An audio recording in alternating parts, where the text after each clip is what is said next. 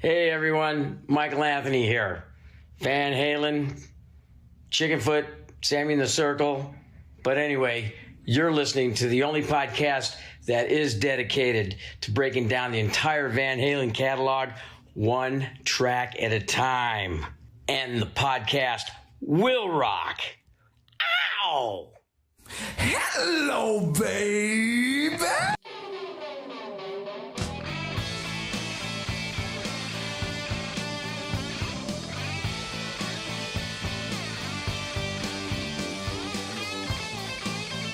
Welcome, all you rockers, rockettes, and everything in between. You have joined us for a new edition of And the Podcast Will Rock. Welcome back to the show. If you're new here, we are the show that dives into the catalog and discography of one of the greatest rock and roll bands of all time, Van Halen. One track at a time, that is. I am your co-host, Mark Meyer. With me, as always, Corey Morissette. Corey, has the snow just completely fallen down into create a frozen hell for you yet?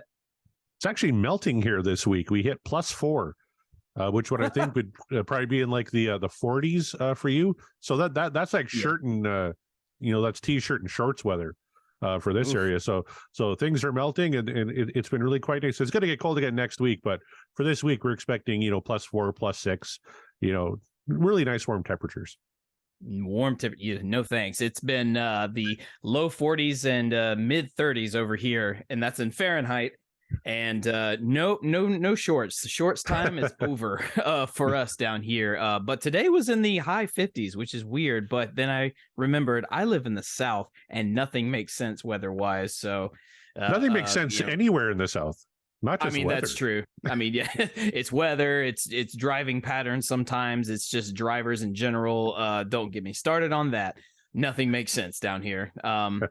We could do a whole show about that, but instead you didn't come here for that. You came here to listen to us talk about Van Halen. And if you don't want to hear us talk about Van Halen, then just go listen to Van Halen. It's fine. It's all good. We appreciate you either way.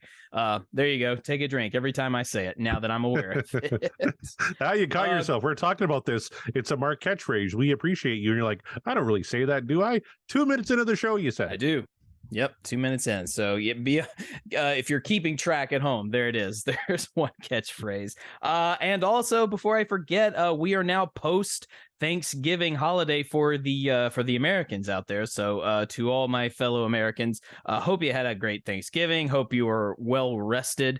At the time of this recording, I have yet to feast on Thanksgiving dinner, so I can only speculate that it was a great grand time. Corey, you've already celebrated your Thanksgiving, so I hope yours was awesome.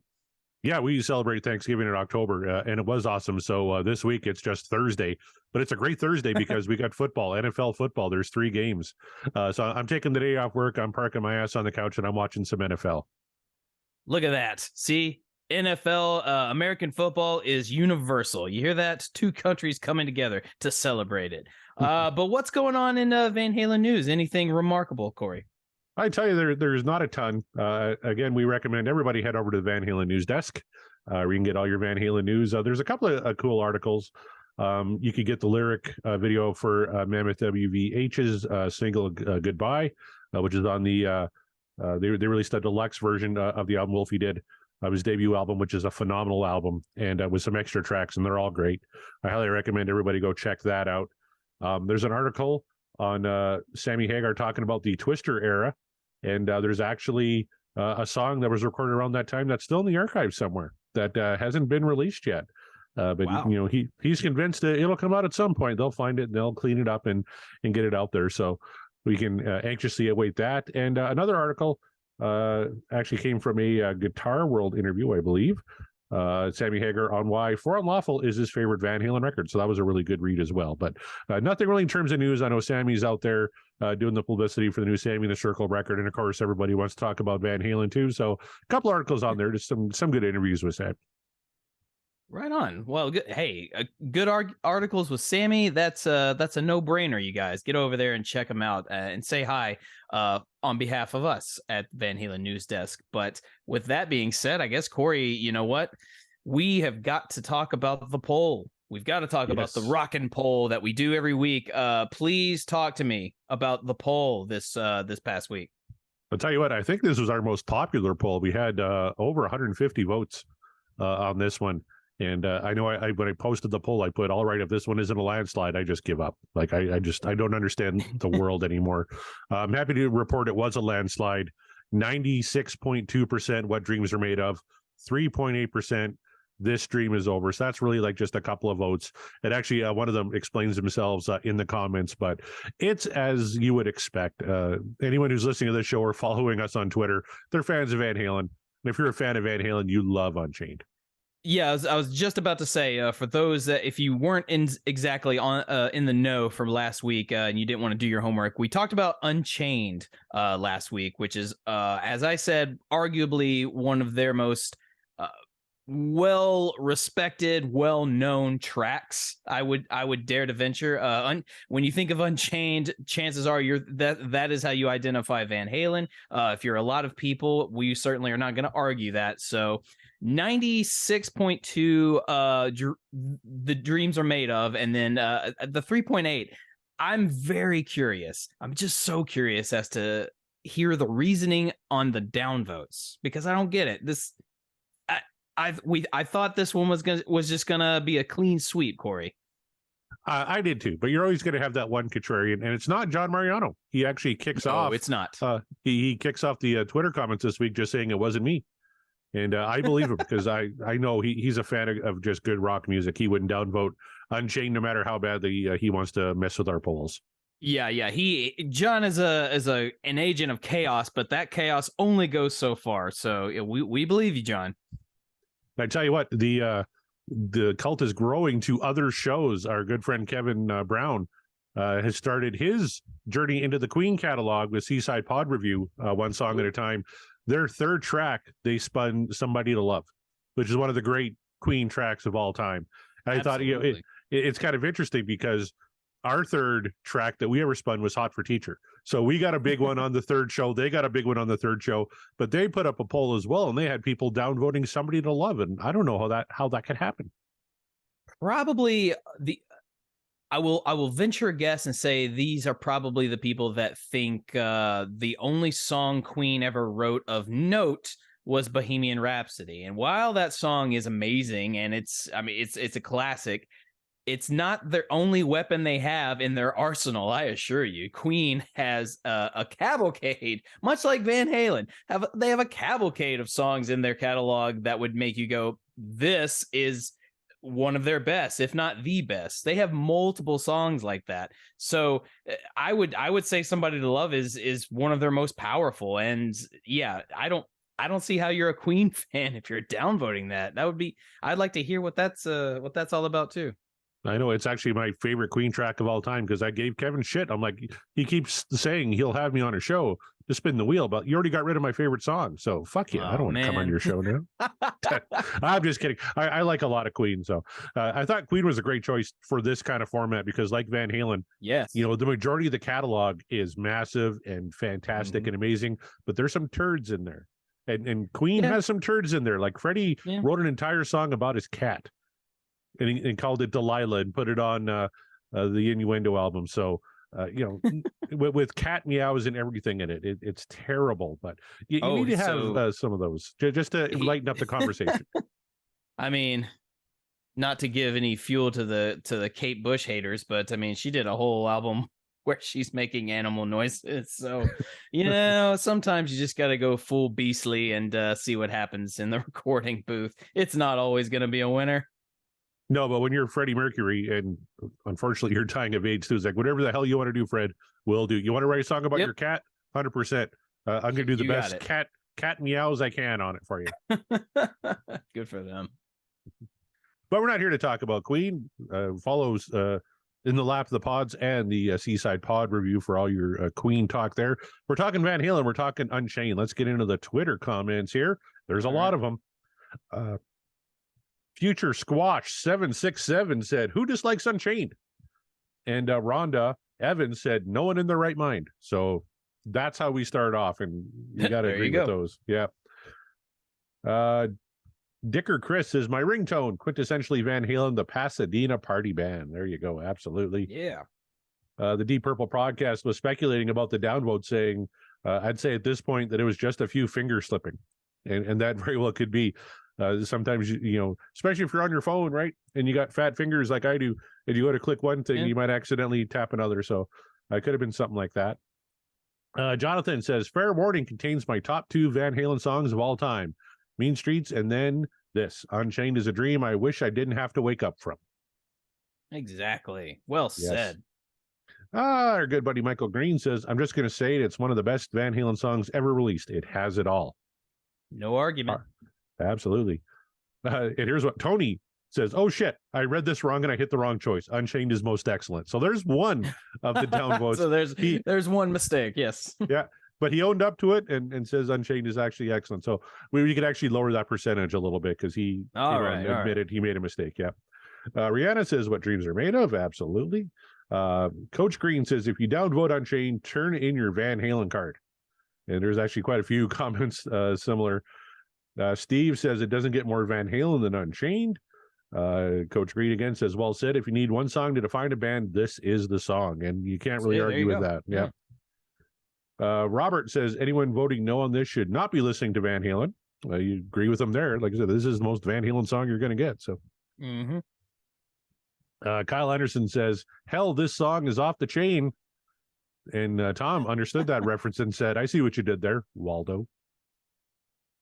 Deep Purple podcast. Oh, yeah, 100%. Deep Purple podcast chimes back in and says, top tier Van Halen, even 4% The Dream is Over is too high. Got to just be a few jokers or Van Halen haters. So there you go. I just don't know. We know that one of them slips. I'm hoping the rest were slips too. Yep. Here's a comment from our buddies at the Maiden A to Z podcast, part of the Deep Dive Podcasting Network. Yeah. They say, Unchained, the song that got me into the band for real. Motivational yet savage. A pounder and a thumper. A heavy hitter. A straight up classic in hard rock. Unchained is off the goddamn chain. Full score. Amen. Yes.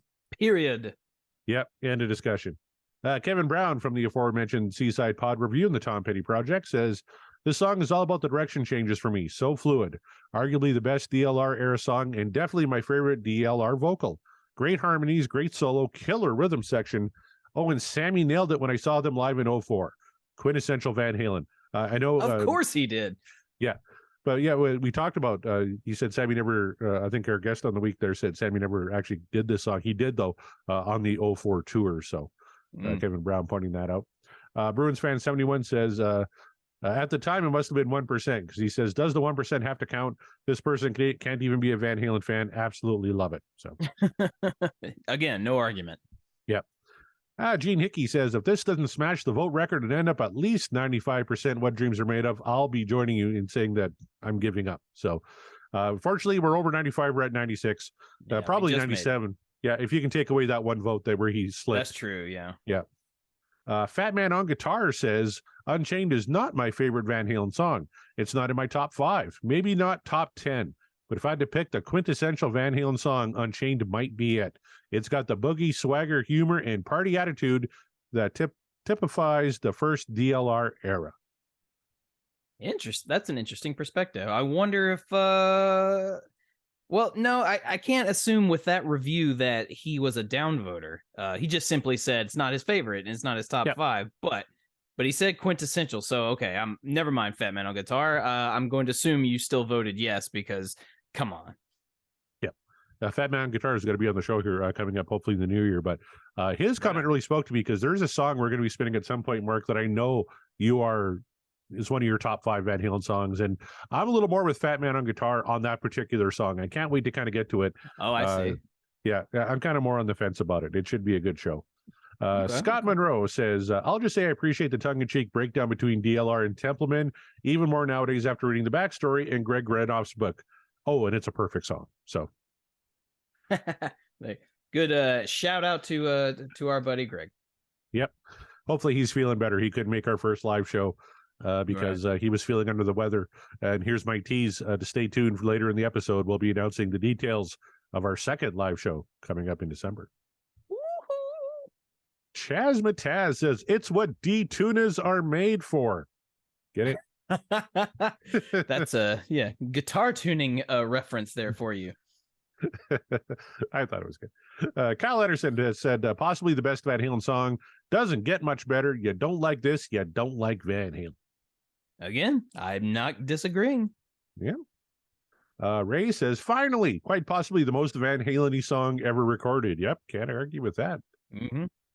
Greg Zito, who in his comment actually posted a GIF of Nigel Tufnell from Spinal Tap saying these go to 11, which automatically makes this my favorite comment because Spinal Tap's my favorite movie of all time.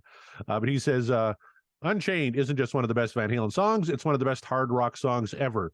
An untouchable, perfect 11. These go to 11. All right on all counts.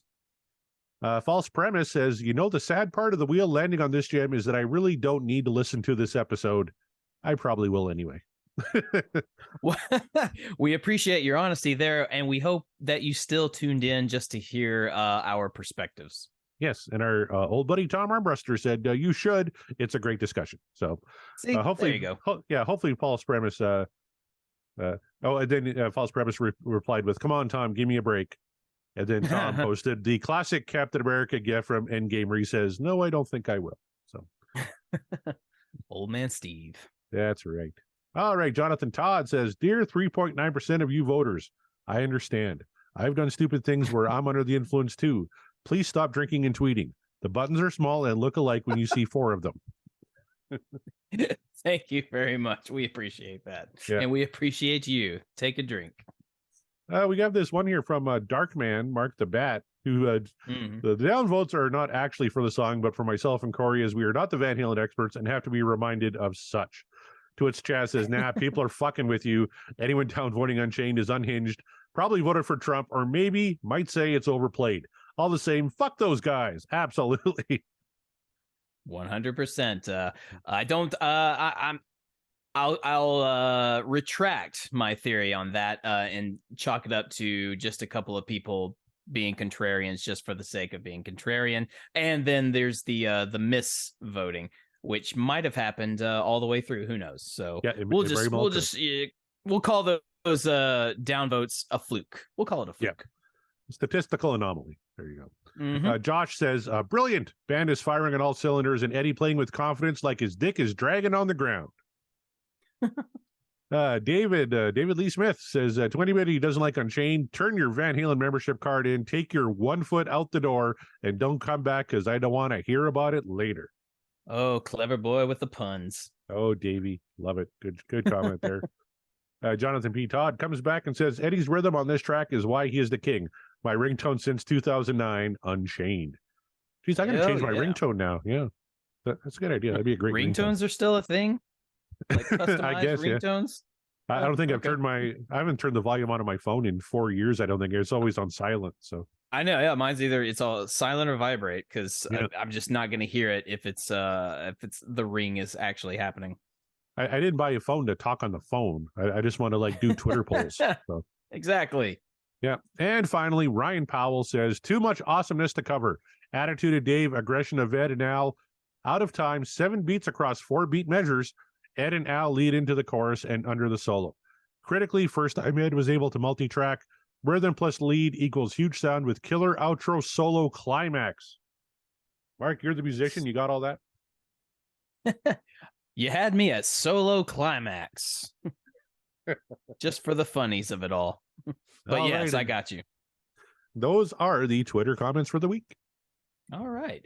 Good stuff, everybody. Thank you so much. And like I say, I think that 3.8% or less, just flukes. It's just fluke voting. It's all good. We all know the truth. And the truth is Unchained is absolutely a quintessential Van Halen tune. Maybe not the, but a quintessential tune. Let's put it that way. Agree to disagree. All good. Yay. So now it's time to get into the actual show of the week. We go to the wheel, we spin it. Now, before we do that, we got to do what we always do. And that is for me to ask you, Corey, what particular Van Halen song are you trying to manifest for the show tonight? Well, it seems like every time I try and manifest a Sammy tune, I get a Dave tune. So I'm going to try a little reverse psychology on the wheel. Usually when we do this to the wheel, it doesn't work. but I'm going to try it this week. I'm going to try and manifest a Dave song. And I was thinking, Van Halen was such a great cover band. What's a cover that they did that is 100 times better than the original? And I'm going all the way back to Van Halen 1, and You Really Got Me Now, originally done by the Kinks. Nothing wrong with the Kinks, but Van Halen's version fucking slaps. It's amazing. So I'm hoping for You Really Got Me Now from Van Halen 1. How about you? I would not be mad at that. Let's see if the wheel wants to follow your plan here, or maybe the wheel has something else in mind. I am actually going to manifest one of my absolute favorite songs. And I've talked about the song before. I have tried manifesting it before. It hasn't come to fruition, but just maybe, because I too am going for a Van Halen 1 song, and that is Ain't Talking About Love. Because I've been asking for that one for a while.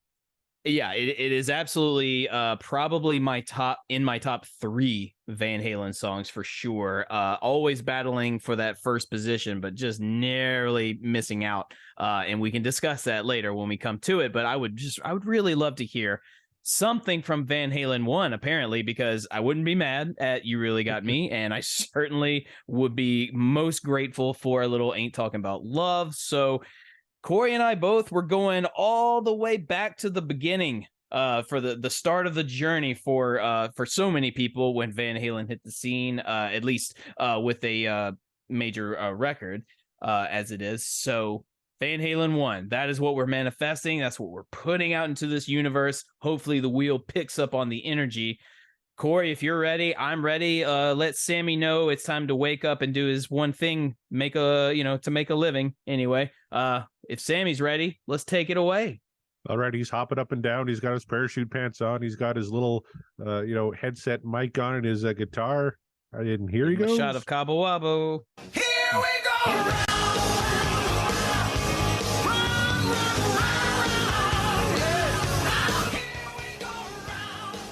Oh, well, we're going to get a cover. We're getting a cover. And it's a from Diver Down. Song. Oh, Pretty Woman from Diver Down. Well, I tell you, we haven't had anything really from Diver Down other than Happy Trails. So this is kind of a nice surprise. It is a nice surprise. I think you were on the right track. Whatever energy you were exuding to get a cover song by Van Halen, that worked. Just not the one that you were asking for. But look, this is for me, Pretty Woman. I'm extremely familiar with it because it's one of their more popular songs. It's not even their song. The song itself, Pretty Woman, is humongously popular. You have most certainly heard it in a movie or a TV show, or like by all accounts on your radios every year you've been alive at this point. It is a classic tune, and I really, really do enjoy Van Halen's version of this song. I think it just makes it sound cooler. It's a cool song by itself and by the original version, but for some reason you put a little Van Halen spin on it, and it's just going to be amplified that much more. Or maybe this is just my biased thinking coming into play. But how do you feel about Pretty Woman? I'm a big Roy Orbison fan. Like my mom used to listen to a lot of Elvis, a lot of Roy Orbison, so we had Pretty Woman playing pretty religiously. It's kind of ironic. In my day job, I'm a community television producer, and we do a show in a record store called The Vinyl Countdown. One of the guys this week reviewed Mystery Girl, Roy Orbison's last album. So we talked a lot of Roy Orbison just a few days ago. So it's kind of funny that we spent Oh Pretty Woman here. This was kind of the originally for a cover, David Lee Roth wanted to do Dancing in the Streets, and the brothers kind of said, I really don't know what to do with that. It's not, we can't really Van Halenize it, right? And so the compromise song was Pretty Woman. And it actually became a surprise hit to the point where they were just going to release a cover song just to kind of get them through the holidays while they work on the new album, take a little bit of a break.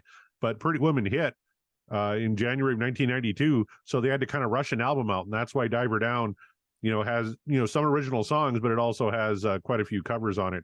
And actually, there is an instrumental right before Pretty Woman on the album called Intruder that we should probably give a listen to tonight as well, Mark. We should, absolutely, because to me, it's not a different track. It's just the great intro. There's also a really interesting video for Pretty Woman. If you remember, there was Mike was a samurai, and it was weird. I don't know. I'm almost tempted to bring that up too. We should maybe watch the video. we certainly can, if we feel like we must, but it's not the greatest video, let's put it that way. Oh, it's something. It's something. It is definitely something. We haven't really talked a lot about Diver Down because we've only done Happy Trails. What are your thoughts on Diver Down as an album? I think it's a fine album. It's not one that, with the exception of kind of the hits that came with it, it's not really one I put in any of my Van Halen rotations intentionally. You know what I mean? If the songs come up, then like Dancing in the Street or Oh Pretty Woman and Happy Trails, that's really kind of the extent of it, in terms of my memory of, oh yeah, this is from the Diver Down album. Otherwise, it never really wasn't one that I rotated quite often, not nearly as often as, say, Balance or, Van Halen 1 or 2, things of that nature, or the Fuck album. How about you? Kind of the same. Like I said, 5 covers on this thing. And to me, some of the originals were kind of hit and miss. I'm not going to tip my hand too much. It does have some classics, like Little Guitars is a very popular track off Diver Down, or Cathedral, which Eddie had been doing like a whole year prior. He really wanted to put it on record, things like that. Where Have All the Good Times Gone is another Kinks song that they do on the record. I'm kind of a Kinks fan, even though I think Van Halen kind of blew him out of the water with You Really Got Me Now. But I really, again, not to tip my hand, we're going to listen to it with a whole new fresh set of ears here. But Pretty Woman was the big hit off Diver Down, and I'm kind of looking forward to spinning it. But before we do that, how about we check out a little Intruder? Absolutely. Let's do it.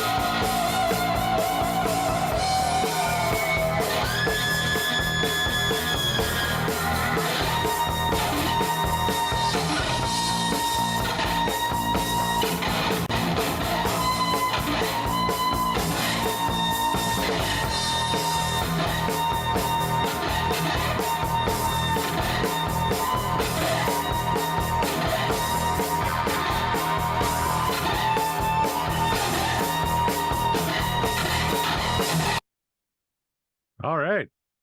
Intruder. Mark, your thoughts?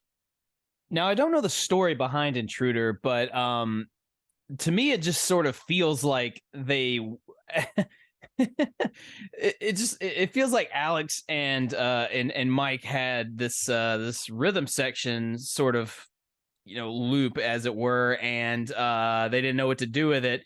And then Eddie just decided, I'm going to put something on top of it, and just didn't. Because it doesn't sound like he's really doing anything except just making a shitload of noise, while Mike and Alex are trying their best to hold it together. But I tell you, the first time I heard this before Pretty Woman, it was some radio station years ago. I didn't know that Oh Pretty Woman had a sort of intro called Intruder before they launch into the actual song. But at some point, a radio station played both Intruder that led into Pretty Woman. And I remember just thinking, what the hell was that?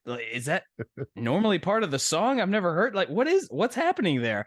And so for a long time, I just thought, there are two versions of "Oh Pretty Woman" by Van Halen. There is, the radio friendly, or like it's the super rare long intro, and it's like that. That just seemed more special. Little did I know until actually checking out Diver Down that it was. Oh, that's just a separate track that leads into it.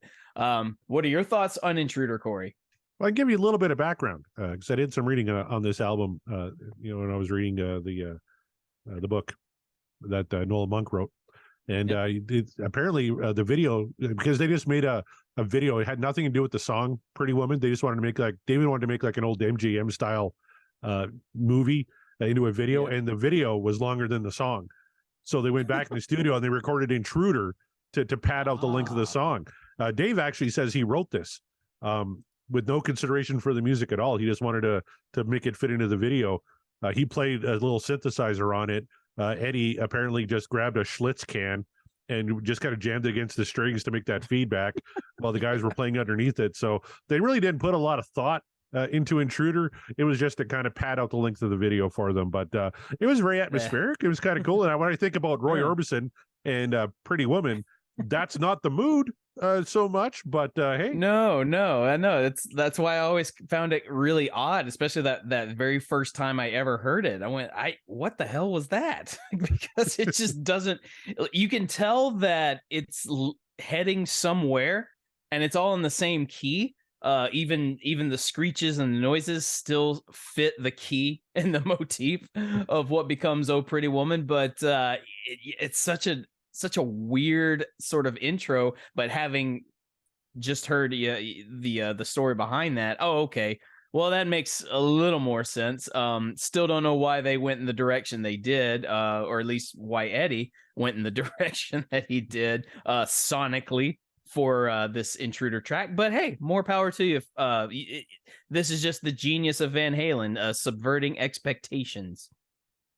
Yep, absolutely. And like I said, Eddie Van Halen, by the sounds of it, was a little burnt out at this period. He wanted to take a little bit of a break before the next album. And David said, well, people are going to forget about us. We need to record a single. And he wanted to do Dancing in the Streets, and the brothers said no. And the compromise was Pretty Woman. So, okay, we went in there, they cut it. That sounds pretty good. Release that as a single. Then it became a surprise hit, and the record label said we need an album. So he had to kind of rush everything in there. So Eddie kind of disowned this album for a long time, saying, he'd rather go down kind of on his own merits, not being a shitty cover band. But Diver Down definitely has its fans out there. And let's get into the big single from Diver Down, shall we? This is "Oh Pretty Woman," originally written and recorded by Roy Orbison. Yeah.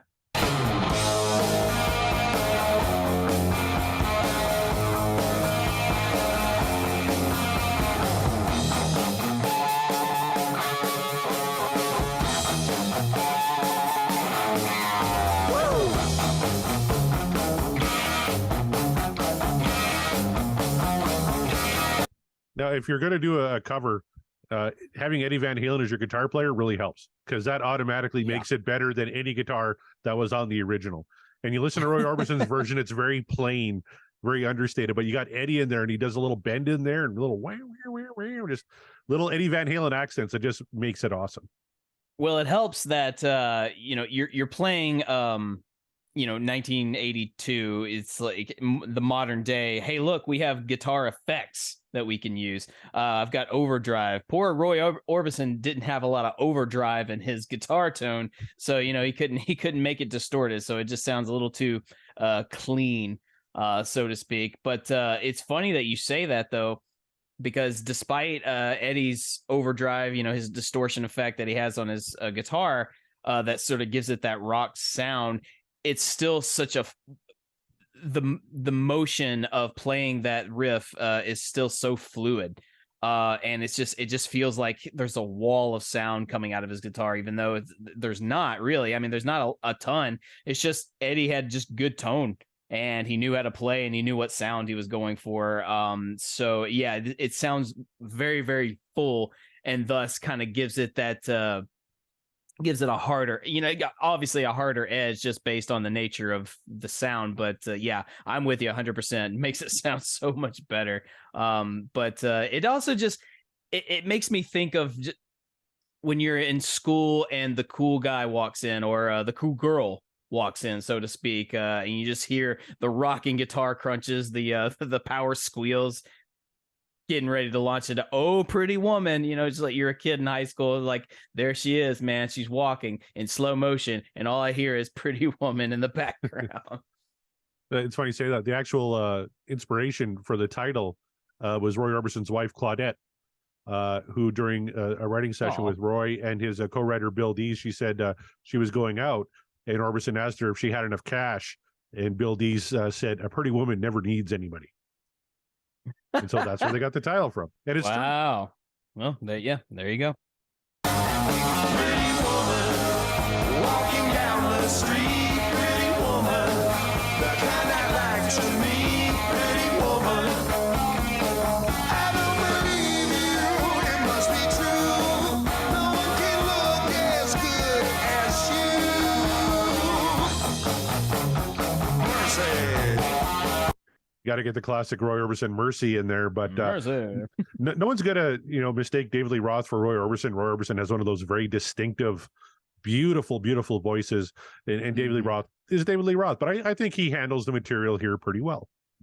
He does. It also helps. This is one of the reasons I really enjoy this song. Not to tip my cap or anything, but I love that this song utilizes all of the vocalists in the band to a degree, to a lot, because Roy Orbison used a lot of vocal harmonies in his original recording. So you gotta, if you're gonna cover Roy Orbison, make it sound a little bit like it's a salute or tribute, whatever you want to call it. Make it fresh like your own, but don't forget what makes the song really stand out. And harmonies, man, it's all about the harmonies. And Van Halen knows how to do good harmonies, so this is a no-brainer to me. Pretty woman,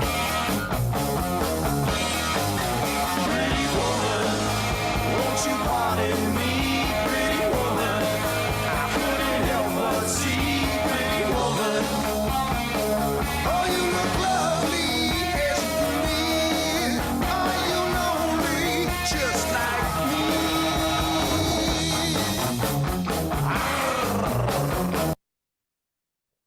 And if you didn't add the sort of tiger call, whatever you want to call that, then you're doing the song a disservice. Thankfully, Dave understood the assignment. Although Roy does it better. Roy's tiger call is legendary. This was listening to this song was the moment where I realized I don't know how to make that sound. I don't think, like, how do I do that? And my dad could just roll his R's no problem, and he would just do it on a whim and for however long he saw fit. And he said, just roll your R. And I said, what do you mean? Like, how do you roll your R's? Like, he would make the sound, and I go like, I don't know. And to me, it sounded like he was gargling. So for a long time, if I needed to roll R's, or if I was like singing this song and I needed to do the tiger call there, I would have to gargle and make it sound like rolling R's because I couldn't do it. I finally got to a point to where I can do it, but I can't do it great. I have to actually be in the mindset to do it. So, but kudos to you, Corey. You can do it. That's right. Me and my daughter can do it. My older daughter, my wife, can't. So I'm just kind of, you're listening to this. This is a song from the 1960s, covered in 1982.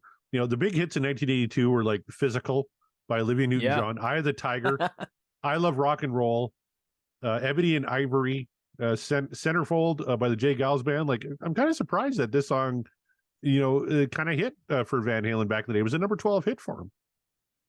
I'm not surprised because based on those songs you just listed, very top 40 sort of bubblegum pop rock is what you just is what comes to mind with those particular songs. And this is a cover of Pretty Woman, which Pretty Woman, by all accounts, I'm pretty sure would be considered in that sort of like pop rock category as well. Maybe it's just because of how it's a classic and everybody knows it.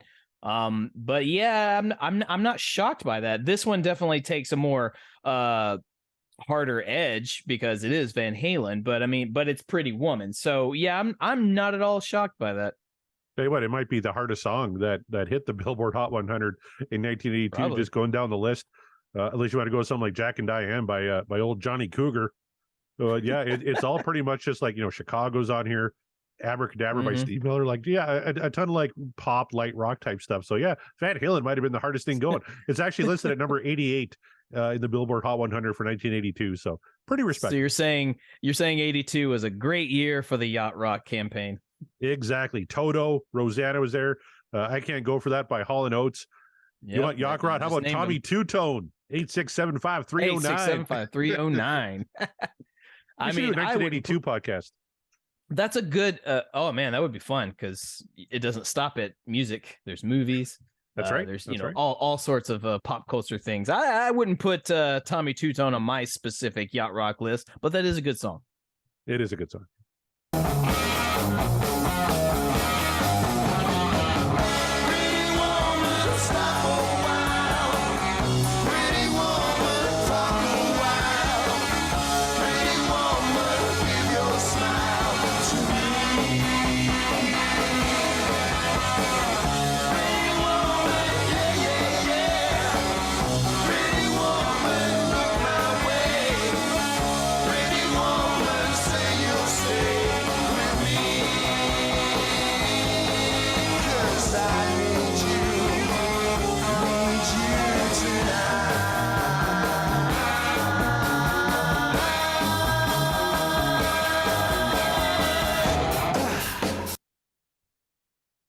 Here's a question I have for you though. You ever seen the movie Pretty Woman? Yes, a long time ago. Now they use the movie's called Pretty Woman, so you can rest assured they're going to use the song "Oh Pretty Woman" somewhere in that movie. My thing is, would it have served them better to use Van Halen's version, or did they do right by using the original Roy Orbison track? Oh, what year did that come out? That was in the It was 1990 is when 1990? Pretty Woman came out. Yeah. So both were around. 1990, Roy would have just passed like a year or two previous to that. So maybe the better choice going with his, because he was with the Wilburys in what, 88, 89, and he had passed away during the Wilburys run there. So. Well then, maybe you might be onto something there. I just found that kind of interesting because the Pretty Woman soundtrack actually, it was, if I'm not mistaken, was pretty hot when it came out. Because it's got a lot of had that Roxette song on there that hit. I think that hit number 1. It must have been Love. Yeah, it must have been Love. You got Go West, King of Wishful Thinking on that one. Right, that was a big one. Yeah. So. And it's kind of it's kind of a smorgasbord of different sort of things there. So I would just I'm curious as to, I wonder why they went with Roy Orbison's version as opposed to Van Halen's, because Roy, being, no disrespect to Roy, but I don't know, I feel like for a movie like that, it might have served just as well. I mean, obviously Roy's version works for the film, for the the overall themes and thematics of the movie, but yeah, I'm just curious as to why they decided let's do the original and not do Van Halen's version. Maybe it was a rights thing, or you might be onto something about Roy just passing, so maybe it's a testament to his legacy. I don't know. I tell you what, they love doing remakes of like old 90s movies right now, right? So if they ever remake Pretty Woman, then you use Van Halen's. I think that would fit a lot better. Yeah, they probably just shouldn't do it. They probably just shouldn't touch that one. There are some movies and I would understand the mentality of why they would want to remake Pretty Woman. They probably just shouldn't. But they probably will, and The Rock will be the Richard Gere character, and Kevin Hart will be the Julia Roberts character. Kevin Hart will be Julia Roberts. Yeah. Yeah. Oh, yeah. I can see that. Why not? Why not? Pretty woman, don't walk on by. Pretty woman, don't make me cry. Pretty woman, don't walk away. Okay, if that's the way it must be. Okay, I guess I'll go on home. It's late. There'll be tomorrow.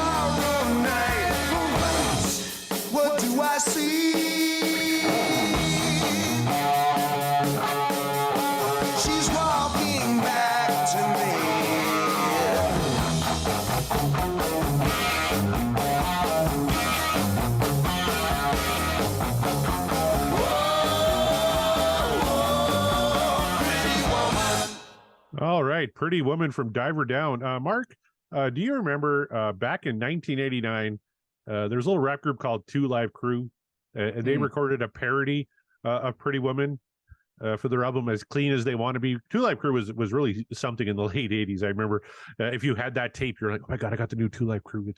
It's X-rated. It's so bad stuff. But that a copyright claim went all the way to the Supreme Court. And they ruled in favor of Two Live Crew, and that kind of opened up the fair use doctrine for parodies and things like that. But I just remember, it was like Roy Orbison versus Two Live Crew in this copyright infringement. Roy would passed at the time, so it was his estate. But yeah, it went all the way to the Supreme Court. I mean, my knowledge on a lot of Two Live Crew is limited, but I do remember Two Live Crew. Did not know about that lawsuit. That's kind of funny when you say it out loud. Roy Orbison's estate versus Two Live Crew, and then Two Live Crew won, which is kind of really funny, actually. No, I don't even recall what track it was. What was the track? I think it's called Pretty Woman from their album As Clean as They Want to Be. Yeah. And I think it was according to Wikipedia, it was about a hairy woman and her bald-headed friend and their appeal to the person singing the song. So Two Live Crew likes hairy women and bald-headed men, apparently. Well, there you go. So be sure to check that out. I'm sure there's a Two Live Crew retrospective podcast out there somewhere. So if there is, shout out to you guys. They should be on the Deep Dive Podcasting Network. Yeah. Yes, join us. We're fun. Yeah, as pod as they want to be. Look for it on the Deep Dive Podcast Network. But Mark, we got a job to do. We got to talk about Pretty Woman and whether we think this is what dreams are made of, or is this dream over? Let's start with you. What are your thoughts on Oh, Pretty Woman? Well, it is a cover, so it kind of doesn't get the same kind of fair treatment as a typical Van Halen song. But that being said,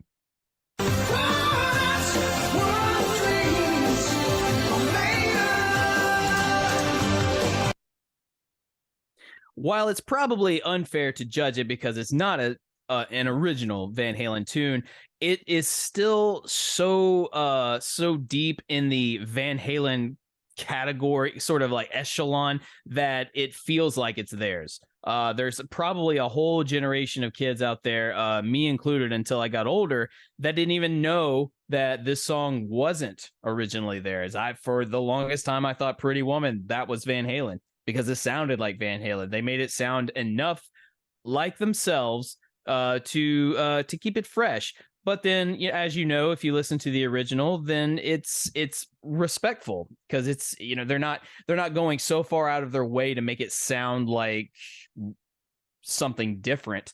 It's like, here's Pretty Woman written by Roy Orbison, but it sounds nothing like it. It's completely a different genre, a different arrangement, whatever. No, they didn't do that. They simply just gave you what I think is a very good and powerful update of the song, as it were. You mentioned David Lee Roth he's doing his David Lee Rothisms, but he's not going too far out of his comfort zone, because to me, he still sounds like Roth. This still sounds like a song he would sing. And I love the fact that all the vocalists in the band get to utilize themselves in the vocal capacity. A lot of harmonies, got to keep those harmonies for Orbison. And they work because Van Halen is tight with their harmonies, as we've discovered through this journey, or as you already knew listening to their music. So I think this is a spectacular cover song, so much so that this is, when people talk about Van Halen songs, I guarantee you Pretty Woman comes up in there at some point, and it's not even theirs, because they've made it their own so hard and so well done that it might as well be theirs. It happens in music. So absolutely, Pretty Woman is what dreams are made of. I personally think it is a Van Halen classic, despite it not being originally theirs. So, with that being said, Corey, do I gotta ask?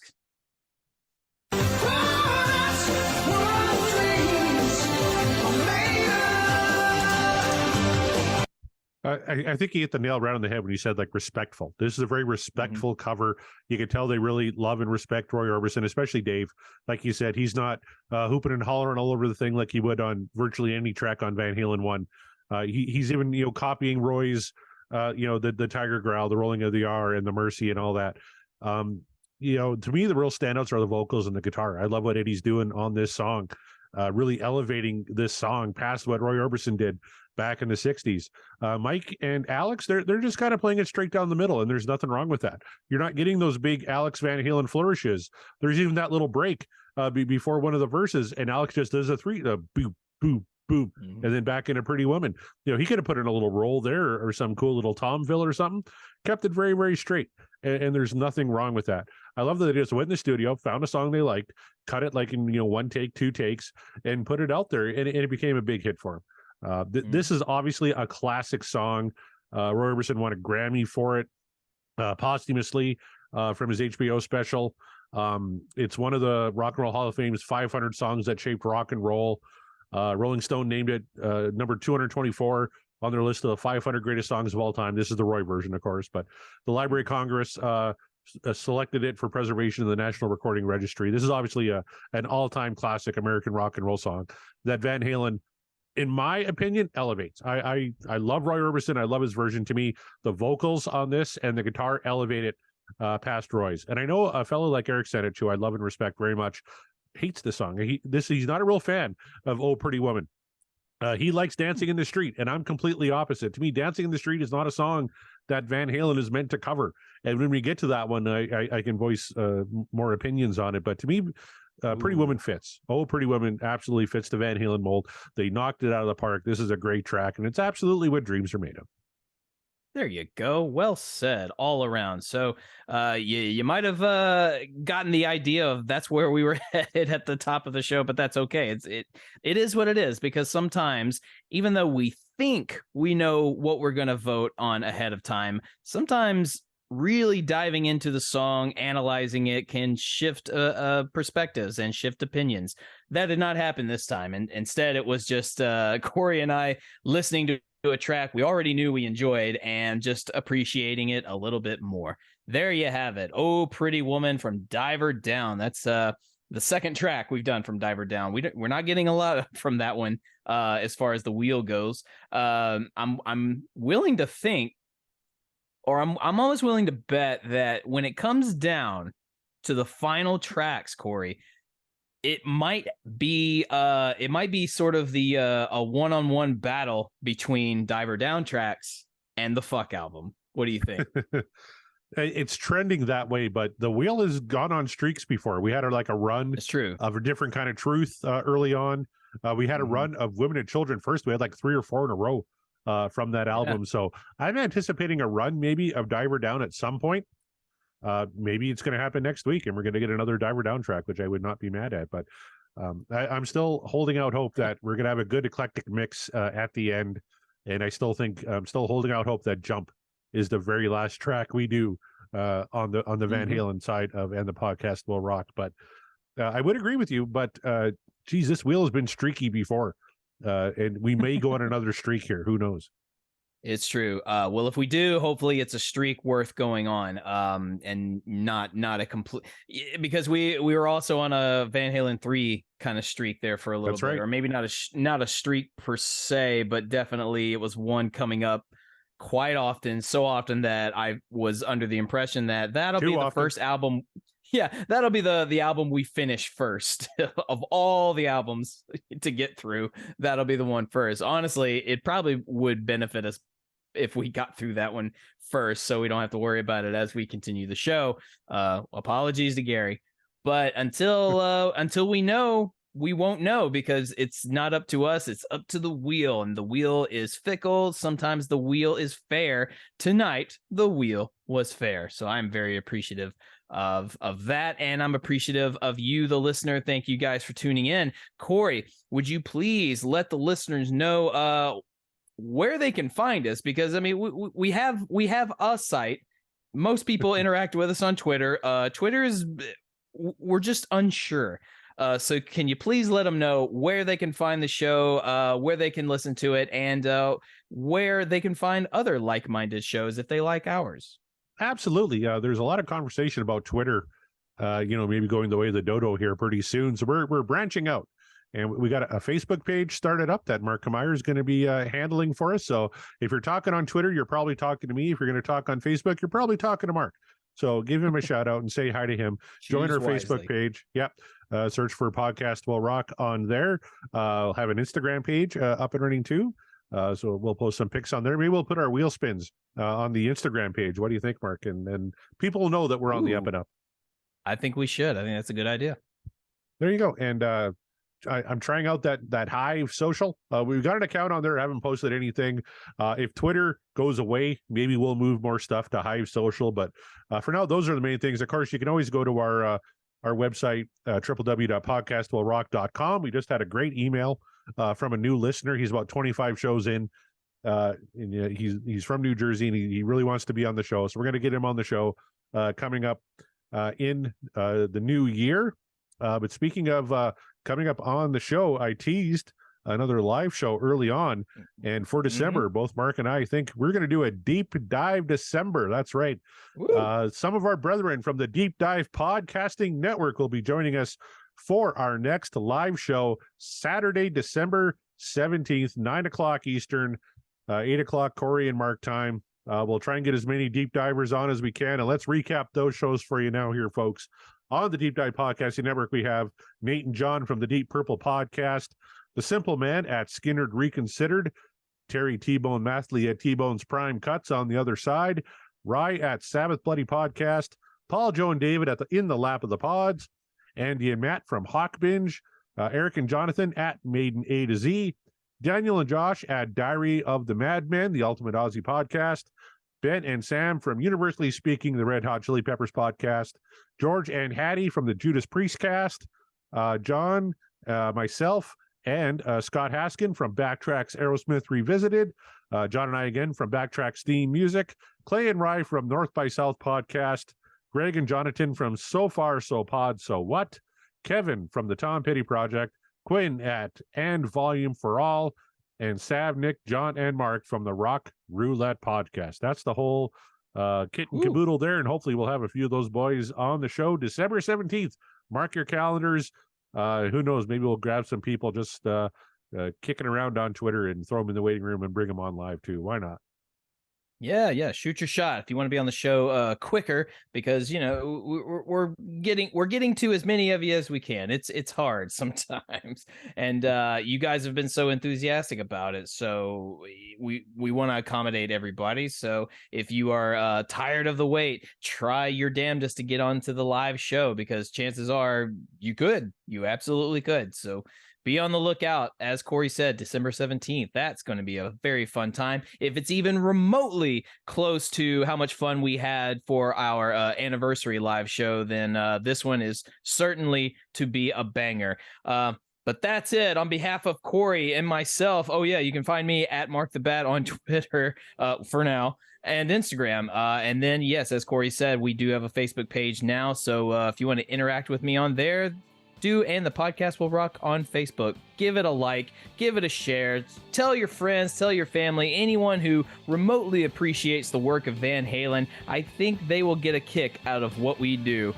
and what we do is rock. We are, and the podcast will rock, and we will rock you later.